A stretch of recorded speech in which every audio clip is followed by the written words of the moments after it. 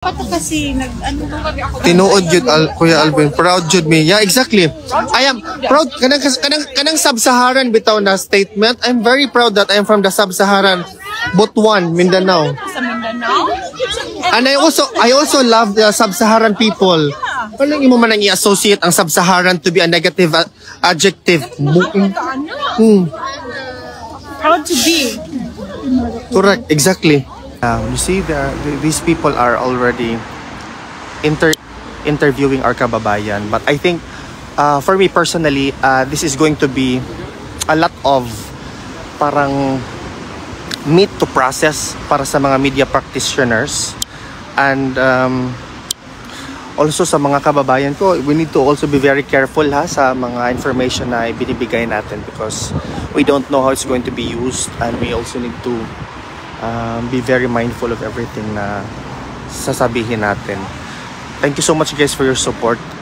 Actually, I just want to be here to show the former president that he's still really well loved and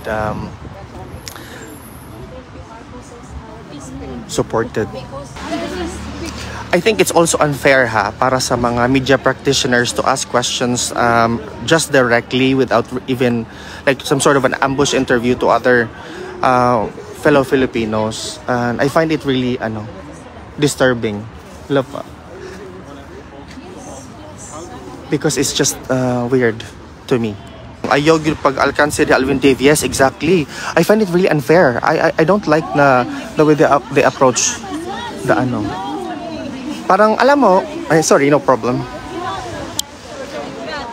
Di kita magpa-alkanse Blake, that's correct because apparently I noticed, I am just observing, there's a lot of people who are asking questions, expounding actually political questions to some people who only wanted to show support. And of course, I'm not saying na we can just utter words without thinking because perhaps that could be used as an information later on to write something. So it needs to be, worst comes to worst, the trials are really long for the ICC. Disclaimer lang I'm not a lawyer or whatnot. I am just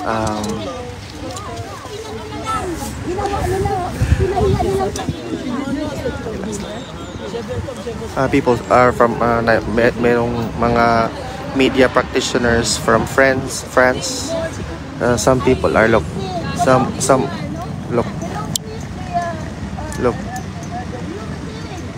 Pinoy na. Yes, they are actually. And gusto ko lang po sanang isabihin din that it is very much okay to have a differing views, and that's the nature of life, that we have differing views because we are different, but we can also be different but at the same time be peaceful as well. Democracy is really well and alive and thriving here. Pero there are the issues about the legalities of Tatay Digong's arrest, or, yung mga bagay na ganon. That's for his lawyers to settle. We're just here to show support for him. Yes, actually I would like to I want to make sure that we control the area, na dili ta magkagubot na wala pong mangyaring gulo or whatnot, that we are going to observe peace, that whether you are for or against Duterte, it's your choice. Nobody should impose kung anong dapat na choice na gusto mo sa buhay. Yun talaga, tatak Pilipino. Tatay D, up and down, left and right, nandito kami para sa iyo. Japanese media, yeah, and Asahi Shimbun, and I would like to why you come here and how to support Mr. Duterte. Yeah, of course. You wanna? No, just to write it, right? We are here because we are. Yeah. interview ka na iba. Media. Para makita ka nila.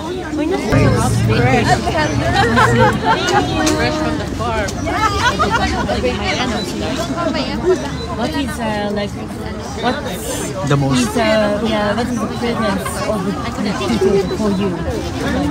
What is He's a father figure. Yeah, he's a father figure.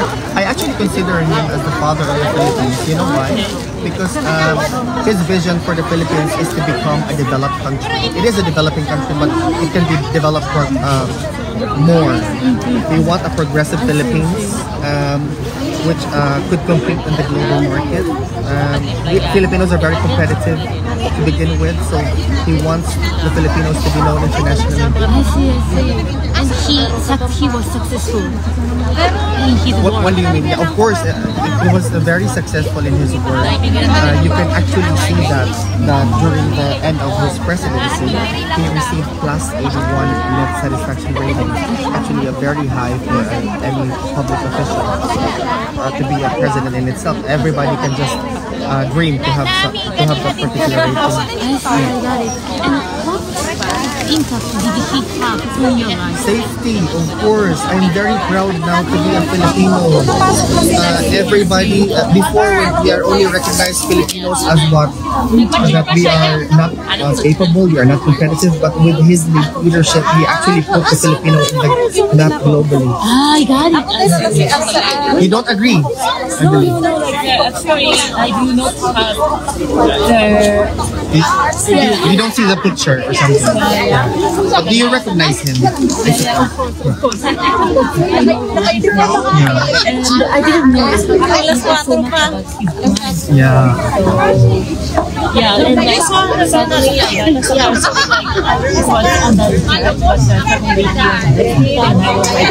But you must understand these are allegations. Unless it is proven, it remains allegation. Yeah, of course. It's going to start today. Exactly. Today is, I think, his first appearance with the ICC, and there are a lot of legal remedies that will Maybe I'm ignorant, but what do you think about his child? I mean, like, it is said that he murdered, he allegedly murdered. I think it's very important that we assert that these are all allegations to begin with, and if they're saying that there are evidence, that is yet to be decided, because the court has decided. But also, before we even go further, we need to take into account that this is ICC do not have jurisdiction over the Philippines, and we are no longer a member state. Why is it rightful even to have him tried in a foreign court? Yeah, of course. Our courts are perfectly working. Our judiciary are alive and thriving. So we assert that this is illegal. I see.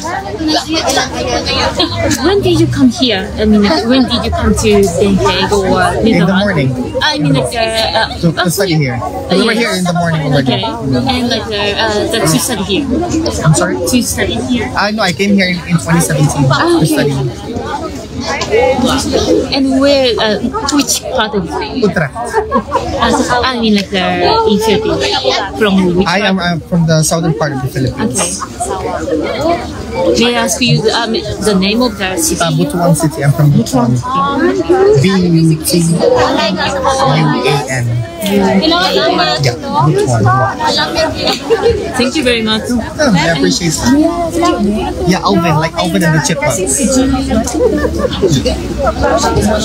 How long have you been a reporter? As